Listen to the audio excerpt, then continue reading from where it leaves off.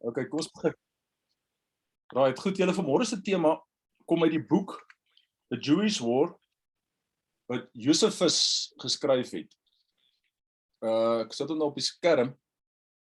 'n Baie interessante stukkie leeswerk, 'n moeilike stukkie leeswerk. Nou, wie was Josephus? Josephus het gelewe net na Jesus se afsterwe. So hy is gebore 37 na Christus. Sy naam was Joseph ben Matthias. Maar hy het vir homself toe nou alias naam gegee, Flavius Josephus. Nou, hy was 'n Jood gewees wat toe nou by die Romeine aanklank gevind het. Hy het aanvanklik die gouverneur van Galilea geword. So hy het eintlik sy rug op die Jode gedraai, en die Jode kan hom eintlik maar dan beskou as 'n verraaier. Nou, hy het hierdie boek geskryf oor die gebeure wat veral van toepassing is die jaar 66 na Christus. Nou, hoekom is dit 'n belangrike jaar? Dis die jaar wat Jerusalem en die tempel die tweede keer vernietig is. En ons kry in sy boek in hoofstuk 21 'n baie detailed ooggetuie beskrywing van presies hoe die tempel vernietig is. Nou, julle kan self dink dat om 'n werk van die aard te hê, dit is in 1995 is hy vertaal en in hierdie boek gepubliseer, is absoluut van belang, ook vir ons as Christene. Dit help ons ook om 'n klomp goed van die Bybel beter te verstaan. En ek gaan die koppeling trek tussen vanoggend se boodskap en wat in hierdie boek staan. Dis 'n moeilike boek om te lees, nie maklike leeswerk nie. Hoofstuk 21 dink ek is eintlik sy hoogtepunt. Goed, wat ek wil doen is ek wil net 3 verse lees en dan gaan ek hoofsaaklik op die gedeelte in die boek fokus. Laat ek net gou vir ons hier 'n skerm oopmaak. Kom ek share eers hierdie skerm. So ek gaan nou maar gou die paar dele vir julle lees. Dat ek net sien wat het ek nou hier.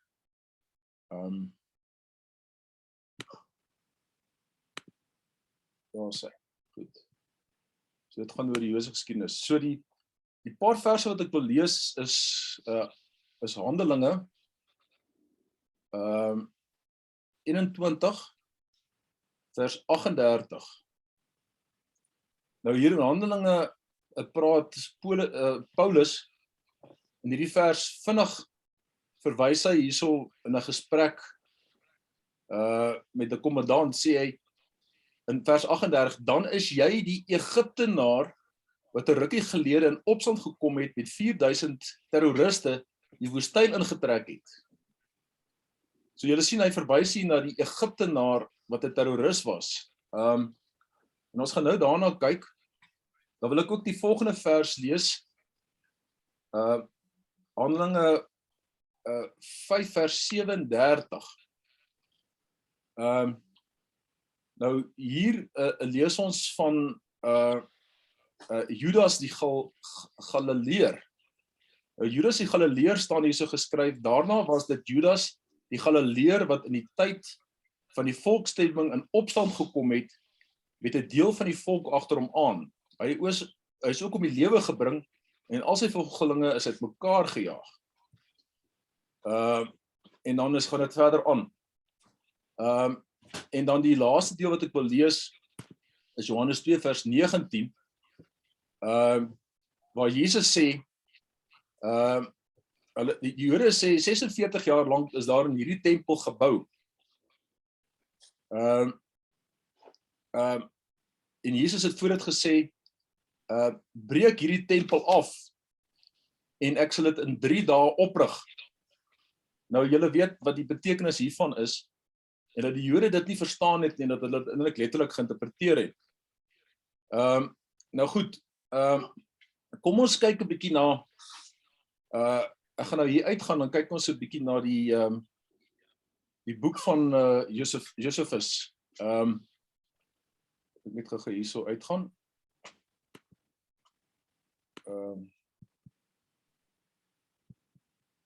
Stop share, skus. Dan gaan ek weer met 'n nuwe share screen. Daai ene. Kirena. Ek net gou die regte share oopmaak. Okay. Goed. So, kom ons kyk 'n bietjie na ek wil dan drie temas met julle behandel. Die een is raakpunte wat ons hierso sien en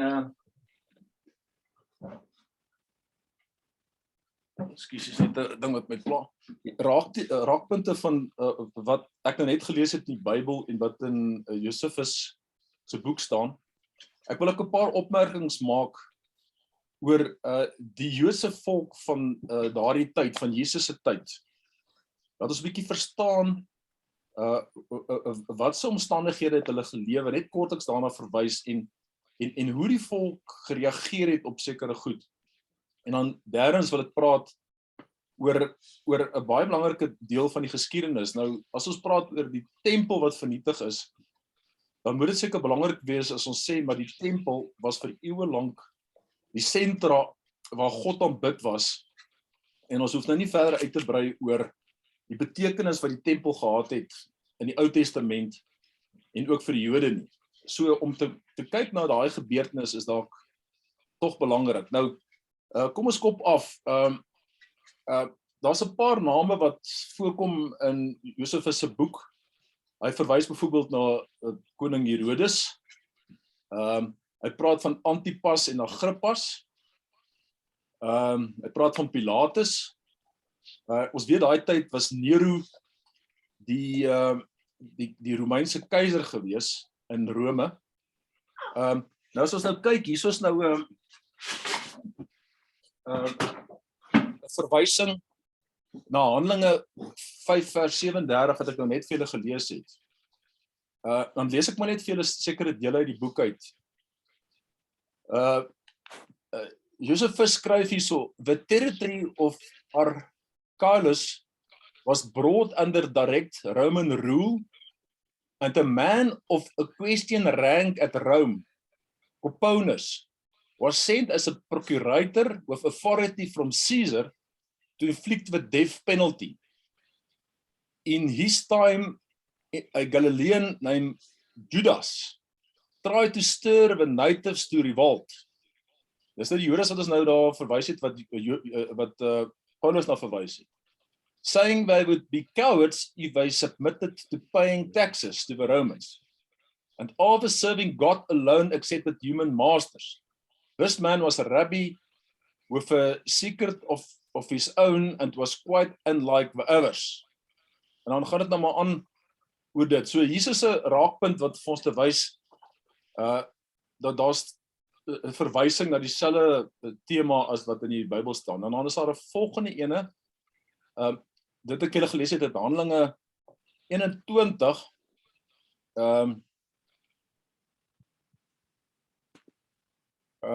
nou hierso lees ons, hy verwys hierso na a greater blow than this was inflicted on the Jews by the Egyptian false prophet. Dit is die terroris wat ons in die Bybel van gelees het, né? Arriving in the country of this man, a fraud who proposed as a seer, collected about 3,000 dupas, sekere geldeenheid, led them around by the wild country to the Mount of Olives, and from there was ready to force an entry into Jerusalem, overwhelm the Roman garrison, and seize supreme power with his fellow riders as bodyguards.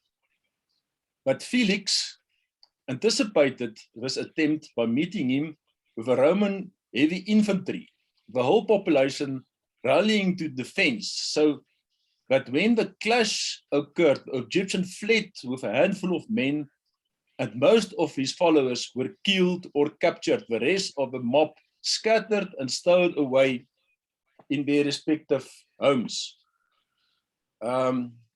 So hier het ons nou 'n bietjie meer insig oor wie was hierdie terroris waarna verwys word.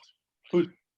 So julle kan sien die dele waar hy skryf het ook verwysings in die Bybel. Ons weet die Bybel is nie geskiedenisboek nie. So kom die Bybel nie natuurlik in detail na hierdie goed sal verwys nie. Nou die ander interessante goed wat mense lees in Josephus se werk is sy verwysing na die Joodse volk. Nou kan ek vir julle sê die Joodse volk kan seker hulle passie oor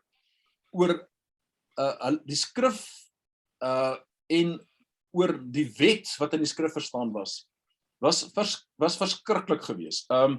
Jy kan amper die Joodse volk vergelyk met die hedendagse Black Lives Matter beweging. In hulle geval 'n beweging wat antisemitisme teengestaan het. So hulle was verskriklik 'n passievolle klomp goed. Nou ons lees 'n paar dele hierson om te wys hoe die volk gereageer het en ek gaan nou sê hoekom dit betekenis het. Hierbo lees ons a match less of a man. Nou die Romeine wou 'n beeld, 'n afgodbeeld in die tempel plaas. Place in a temple or giving some ordinary place in their country. Petronius reported, quite so. Nou Petronius dink ek is 'n segsman vir die Jode, but I'm too bound to keep the laws of my sovereign Lord. If I break it and spare you, I shall perish as I deserve. It will be the emperor himself who will make war on you, and not I. I am subject to authority just as you are. In reply, the crowd roared that they were ready to suffer anything for their law. Verstaan mooi, die reg wat vervat, die wet wat vervat is in hulle geskrifte, was absoluut supreme vir hulle gewees. When he had secured silence, Pontius asked, "Will you then go to war with Caesar?" The Jews replied, "That for Caesar and the people of Rome by sacrifice twice a day." So hierdie ouens het 2 keer 'n dag het hulle offerhande gebring, né? En dit soms ook vir die Rome gedoen. But if he wished to set up the image in their midst, he must first sacrifice the whole Jewish race. They were ready to offer themselves as victims with their wives and children. Goed, so dit is die reaksie gewees oor hierdie insident. Dan is daar 'n ander ene. Ons lees hier so after the death of King Herod, Claudius gave the throne to his nephew Agrippa, son of the first Agrippa. Dis ook van Agrippa in die Bybel. In the other districts, which were under direct rule, the procurator Alexander was succeeded by Cumanus. So Cumanus was die nuwe prokurator, whose governorship was marked by disturbances and further disasters by the Jews. So hierdie Jode was 'n baie opstandige klomp gewees. The people had assembled in Jerusalem for the feast of unleavened bread. Ek dink dis die ongesuurde brood fees. So dis die Paasfees wat ons hiervan praat, né? And the Roman cohort stood on guard over the temple colonnade, armed men always being on duty at the feast to forestall any rioting by the vast crowds. One of the soldiers, nou hier's 'n insident, pulled up his garment and bent over indecently, turning his backsides towards the Jews and making a noise as incident as his attitude. Dit is 'n verskriklike belediging, né? This frustrated the whole crowd, who noisily appealed to Cumanus to punish the soldier, while the less restrained of a young man and the naturally tumultuous section of a people rushed into battle. So dit het absolute opstand veroorsaak. And snatched up stones, hurled them at the soldiers.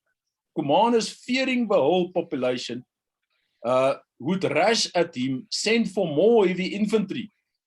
When these poured into the colonnades, the Jews were seized with uncontrollable panic. So daar het paniek ontstaan, turned tail and fled from the temple into the city. So violently did the dense mass struggle to escape, but they trod on each other, and more than 30,000 were crushed to death. That's the feast ended. Totaal al chaos. En dan lees ons ook 'n derde insident wat ek julle wil lees. Net so 'n bietjie af, min of meer hierso met Paulus. Commanders sent out men with orders to bring the inhabitants of the neighboring villages in chains. So hy wil nou hierdie opstand onderdruk to his headquarters, blaming them for their failure to pursue and capture the bandits. In one village, a soldier found a sacred law, tore a book in two and threw it into the fire. The Jews, as if their whole country was in flames. So die volk as 'n eenheid, né, assembled in frantic haste, religious fever drawing them together irresistibly, and on a single summons ran in their thousands from all directions to Caesarea, where they besought commanders not to let the man who had insulted God and his law go unpunished. Goed, het ek nou 'n paar goed gesê. Nou hoekom is dit belangrik vir ons om dit te weet? Jesus het gekom om die wet af te skaf.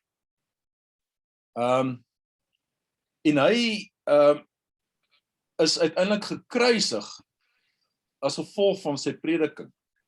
Nou hierdie gee vir ons dan so 'n bietjie 'n agtergrond en idee van die mentaliteit en wie was hierdie Joodse volk gewees. Hulle was absoluut 'n fanatiese klomp wat nie sou huiwer om opstand te pleeg as daar hoegenaamd iets teen hulle wet gesê word nie. En dit gee vir ons 'n bietjie agtergrond van hoe moeilik die taak was wat Jesus gehad het om hierdie verandering, die nuwe bedeling wat oor al die eeue voorspel is, tot stand te bring. En dit gee ons dalk 'n idee hoekom die Christendom nie baie sterk was na Christus se koms in Palestina nie en dit meer uitgebrei het in Europese lande. Goed, dan wil ek graag die derde tema uit die boek met julle behandel. En dit is die deel oor die tempel. Nou, ek wil net gou hierso 'n paar goed lees. Net die agtergrond. Die Romeinse leer is in Palestina. Hulle generaal, in sy naam gaan ek nou probeer optel, het daar aangekom met 'n magtige leer, 'n ontsettende groot leer. En oralster het die Jode tot opstand gekom, en so het die Romeine van stad tot stad gegaan, en eenvoudig net die stede platgevee. Nou julle kan net indink, die brutaliteit en die ongenaakbaarheid van die Romeine teenoor die Jode is eintlik onbeskryflik. Daar's een deel waar hulle die Jode gevang het en in een dag meer as 3000 Jode gekruisig het, as gevolg van hulle opstande. Nou, al die goed het nou maar opgehoop. Nou, moet julle ook verstaan, Jerusalem, min of meer in die jaar 66 na Christus, was in totaal in al chaos. Daar was 3 faksies in die stad, Romeinse, Joodse faksies, wat teen mekaar beklei het, en mekaar uitgemoor het. Daar het ouens in die nag ingegaan, en die ouens die tempel gekry, en stilletjies, messe en swaarde onder hulle klere uitgetrek, en mense brutaal vermoor. En dan is dit ook die tyd wat die Romeinse leer opgetrek het teen Rome, teen Jerusalem. Jerusalem in beleg geplaas het, waar daar hongersnood en ontsettende armoede en verval ontstaan het. En dan lees ons oor die val van Jerusalem en dan die middelpunt van daai tyd, die tempel. En ek gaan net so 'n paar dele vir julle hier lees, dan is ek klaar. By now, 2 of the legions has completed their platforms, En dan die 8th of August, nou ons het selfs datums, dan net hulle sê, hierdie is die Macedoniese kalender, so dit is nie heeltemal moontlik om presies dit oor te skakel na ons kalender nie, maar hier is nog 'n aanduiding. August Titus ordered the rams be brought up opposite the eastern arc of the outer temple. So hulle is nou al binne in Jerusalem en hulle is besig om die tempel was ook omring gewees. En baie van die Jode het binne in die tempel geskuil. For 6 days before they arrived, the most powerful battered of all had pounded the wall incessantly without result. This, like the others, made no impression on the stone so huge and so perfectly bonded. Nou, verstaan, daai muur was so sterk gebou en daai stene was so perfek gelê dat hulle kon nie daai fondamente skud nie. At the northern gate, a second team attempted to undermine the foundation, and by tremendous efforts they did lever out the stones in front, but the inner stone supported the weight, and the gate stood still firm. Still despairing of all attempts with engines and crowbells to set up ladders against the colonnades. Goed, en dan hou dit ons so on the Roman side, not a man died till he accomplished something. All the participants all had distinguished themselves in earlier battles, shone once more in this, as did Eleazar, nephew of the party of Simon Titus, seeing that his attempt to spare a foreign temple means injury and death to his soldiers, ordered the gate. So hulle toe die tempel se die voorkant van die tempel het hulle aan die brand gesteek om toegang tot die tempel te kry. By now the soldiers were appalling fire against the gates. The silver melted down and quickly exposed the woodwork to the flames, which were carried from there in solid wall and fastened on the colonnades. When the Jews saw the ring of fire, they lost all power of body and mind. So this absolute devastated. Such was their consternation that not a finger was raised to keep out or quench the flames. They stood looking on in utter helplessness. En dan lees ons net 'n ander interessante deel voor ons verder gaan. The next day, Titus ordered a section of his army to put out the fire, to make a road close to the gates for the easier accent of allegiance. He summons a council of war. So hy maak 'n groot konferensie, attending by 6 senior generals. Dan noem hulle al die name. Dit is die hele leer, dit is 'n magtige leer wat hier bymekaar is. In charge of the 2 legions for Alexander, and Marcus, and so on. En wat doen hy? Titus sê dan hieronder, he replied that even the Jews did climb on it for military purposes, so hulle militariseer die tempel. He would not make war on inanimate objects instead of men. So hy wil die mense doodmaak, maar hy wil die tempel spaar. Or whatever happened, burn down such a work of art. So Titus wil nie eintlik die tempel verwoes nie, want hy sê dit is so absoluut 'n magtige plek. Ons moet die tempel spaar. Maar ons moet wel ontslae raak van die Jode binne in die tempel. En dan lees ons die volgende.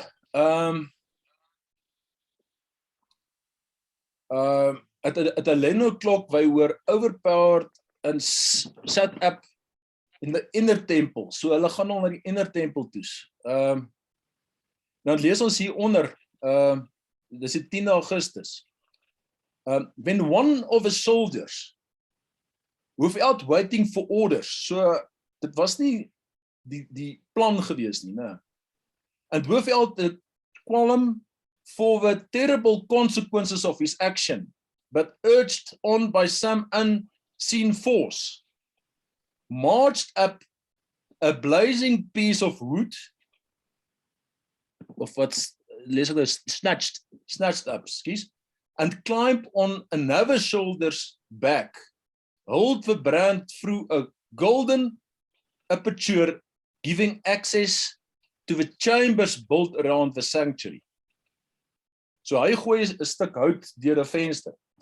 As the flames shot into the air, the Jews set up a cry that matched the calamity and dashes to the rescue, with no thought, no of saving their lives or husbanding their strength for that which hereto they had guarded so devotedly was disappearing before their eyes. En dan het iemand die nuus gebring vir Titus. So, nou is die tempel in vlamme as gevolg van hierdie soldaat. En dan lees ons hierso verder. We wandered to at the excess of a cycle of fate.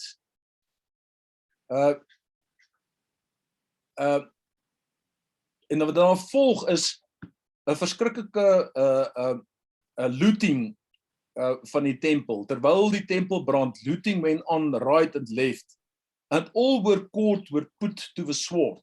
There was no pity for age, no regard for rank. Little children and old men, laymen and priests alike were butchered. Every class was held in the iron embrace of war, wherever they defended themselves or cried for mercy. Goed, dis nou binne die tempel. Through the roar of the flames as they swept relentlessly on could be heard the groans of a falling. Such were the height of a hill and the vastness of a blazing edifice that the entire city seems to be on fire. While as from the noise, nothing could be imagined more shattering and more horrifying. There was the war cry of the Roman legions as they converged, the yells of partisans encircled with fire and sword, the panic fight into the arms of an enemy of a people cut off above. Their shrieks as the end approached, the cries of a hill were answered from the crowded streets, and now many were wasted with hunger and beyond speech when they saw the sanctuary in flames, found strength in moan and wail. Back from the Perea and mountains around came the echo in the thunderous bass. Dis 'n totaal chaos. Yet more terrible than din were the signs that met the eye. The temple hill, evolved in flames from top to bottom, appeared to be boiling up from a very roots. Yet the sea of flames was nothing to be seen of blood, or the companies of killers to the armies of killed. Nowhere could the ground be seen between the corpses. And the soldiers climbed over heaps of bodies as they chased the fugitives.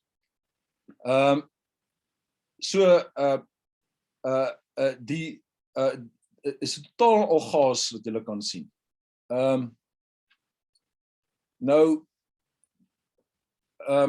Ek wil net hierdie net oorslaan en dan gaan ek nou terugkom na wat se bladsy 326. Goed, en dan gaan natuurlik die ouens gaan in en hulle vat alles in die tempel. Dan lees ons hierso, during the same period, a priest named Joshua, son of Tiboli, obtained from Caesar a short guarantee of safety, on condition that he should hand over some of the sacred treasures. Dis nou wat in die tempel is, né? He came out and handed over from a sanctuary wall to lampstand closely resembling those kept in the sanctuary, lampstands. So dit moet 'n kandelare wees wat ons ook van lees in die Bybel, né? As well as tables, basins, caps of all solid gold and very heavy. He also handed over curtains. Nou ons gaan nou terugkom na die curtains. The vestments of the chief priests, dis nou daai klere wat hulle gedra het, with the precious stones and many other articles required for the temple service. In addition, the temple treasurer, Phineas, when taken prisoner, produced the tunics and girdles of a priest, a large supply of purple and scarlet kept in store for preparing the great curtain, together with cinnamon en dan allerhande ander goed ook. En dan lees ons net in die einde, all the prisoners taken from beginning to end, dis nou die oorlog in Palestina, total 97,000, 97,000 Jode is gevang. Those who perished in the long siege, 1.1 million. Of these, the majority were Jews, but not Jerusalem citizens. They had come together from the whole country, from the east of unleavened bread, and had good feast. Dis met andere die ongesede bode Paasfees. And had suddenly been caught up in the war. So in die tyd van Paasfees het dit gebeur. So that the overcrowding meant death by pestilence, and later hunger took a heavier toll. That so many could crowd into the city was shown by the census held in says this time. So julle kan eintlik dit sien as 'n totaal volkslagting. Daar het net niks van die Jode oorgebly. Nou interessant, ons het nou gelees van die vernietiging van die tempel, maar 'n ding wat ook optel hierso is, Josephus sê maar voordat die tempel vernietig is, was daar 'n paar voorbodes gewees. Noem dit maar tekens, dalk profeseë, ek weet nie. En kom ons lees gou-gou 'n bietjie wat 'n profeseë hierdie vernietiging vooraf gegaan.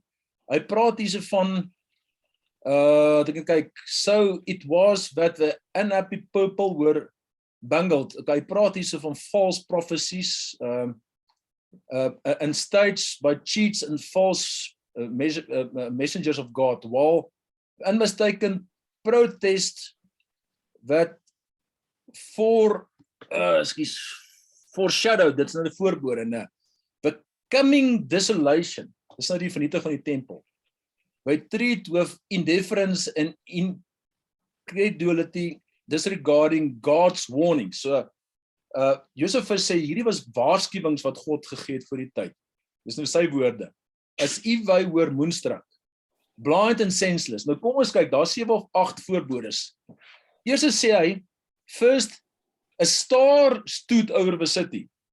So voor die tempel vernietig is, was daar 'n star, very like a broad sword, and a comet that remained a whole year, but before the revolt. En dan 'n ander insident sê hy, assembling for the feet. Dit is die fees van die unleavened bread. On the 8th of April, there in the morning, a bright light shine around the altar. So daar was 'n lig op die altaar, and for saying that it might have been midday. This lasted for half an hour. 'n tweede teken. The experience took it for a good omen, but the sacred scribes at once gave an interpretation which the event proved right. During the same feast, dis die derde ene, a cow brought by someone to the sacrifice gave birth to a lamb in the middle of a temple court. While at midnight, it was observed that the east gate, nou dis nie die vierde teken, die oos deur of an inner sanctuary had opened for on its own accord. So hierdie poort het vanself oopgegaan. Hy sê a gate made of bronze and so solid that every evening 20 strong men was required to shut it. So die ding het vanself oopgegaan. Die volgende teken, hy sê hierso, before sunset, they were seen in the sky over the whole country, chariots and regiments in arms, speeding through the clouds, encircling the towns. Nou goed, ons lees nou maar hier. So, hier was 'n legioen, lyk soos engele wat in die lug was. En dan die laaste ene praat hy dan van Joshua son of Anias, wat in 'n gebedsbyeenkoms aan die skree gegaan het en 'n klomp goed gesê het. So, ja, hierdie is nou, en ek gaan nou eers maar uitgaan hier, hierdie is 'n interessante stuk. Dis geskryf in dieselfde tyd wat die Nuwe Testament se briewe geskryf is. Nou ja, ons moet onsself nou maar vra, wat is nou die betekenis hiervan? Ek dink dit het betekenis. Ek dink in die eerste plek, ons moet verstaan, die tempel was 'n plek van aanbidding vir oor 1100 jaar, vanaf Salomo hom gebou het, totdat hy die eerste keer vernietig was. En toe hy weer opgerig is, het hulle hom vir nog iets so 600 of 700 jaar gebruik. So is amper 2000 jaar, was die tempel die middelpunt van die Ou Testament en waar alles gebeur is. Dis waar geoffer is en waar God aanbid is. En dit het 'n besondere betekenis vir die Jode gehad. Maar ons moet verstaan, toe Jesus gesterf het iets gebeur. Die voorhangsel van die Allerhoogste het van bo na onder geskeur. Nou my verstaan daarvan is die tempel was simbolies reeds vernietig gewees deur Christus se afsterwe, en hierdie hele bedeling het toe tot 'n einde gekom, en vervang met die nuwe tempel in Jesus Christus wat vir ons gegee is. Dit het toe dan omtrent so 66 jaar gevat vir die tempel om totaal al verwoes te word. En kom ons sê maar vir mekaar, die verwoesting wat hier beskryf is nie net 'n paar klippe wat omgegooi is nie. Dit is 'n totale oorlog wat die Joodse volk eintlik vernietig is deur die Romeine. Daar's 'n klomp ander goed wat ons kan noem. Ek dink dit is belangrik nou nie. Mense het 'n paar goed opgetel. Maar goed, om so 'n bietjie perspektief te kry en 'n ander bron te gebruik, dink ek gee dit vir ons net meer betekenis. Die Bybel is net vir ons soveel meer werd, in die boodskap van die Bybel. En verstaan 'n mens dalk 'n paar goed. Die Jode wat Jesus teëgekom het toe hy by hulle gepreek het. En wat so moeilike klomp mense dit was om te verander. En dan die verandering wat gekom het uiteindelik deur Christus het beteken dat ons hier vandag is en dat ons gered is. Goed manne, ek dink dis wat ek wil sê. Ja, dankie vir die geleentheid.